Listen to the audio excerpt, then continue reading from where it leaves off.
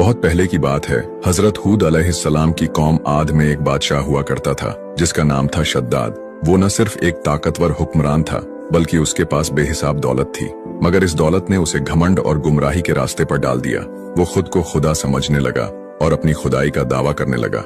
हजरत हूद अलैहिस्सलाम ने उसे समझाया और कहा, शद्दाद, अल्लाह एक है, उसी की इबादत करो, उसकी बनाई हुई जन्नत ही असली जन्नत है। लेकिन शद्दाद ने नसीहत मानने से इनकार कर दिया और उल्टा ये कहने लगा, अगर जन्नत सिर्फ अल्लाह के पास है तो मैं भी अपनी जन्नत बना सकता हूँ। शद्दाद ने अपनी जन्नत बनाने का हुक्म दिया।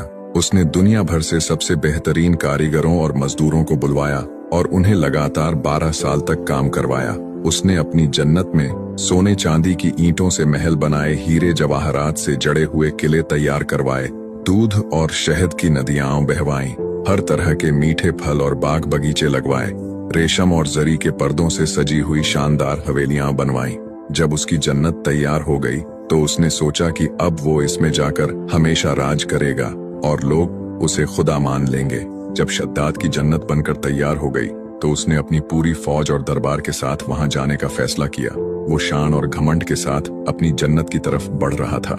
जैसे ही वो अपनी जन्नत के दरवाजे पर पहुंचा और अपने घोड़े से उतरने ही वाला था कि अल्लाह का अजाब आ गया। मलकुल मौत का फरिश्ता शद्दाद के सामने हाजिर हुआ और उसकी रूह को वहीं खींच लिया। वो अपनी जन्नत को देख भी नहीं पाया और वहीं दम तोड़ दिया। कहा जाता है कि उसकी बनाई हुई झूठी जन्नत भी अल्लाह के हुक्म से कहीं गायब हो गई। कुछ लोग मानते हैं कि वो रेत में दब गई तो कुछ का कहना है कि वो किसी उजाड़ जगह में तब्दील हो गई जहां कोई नहीं जाता।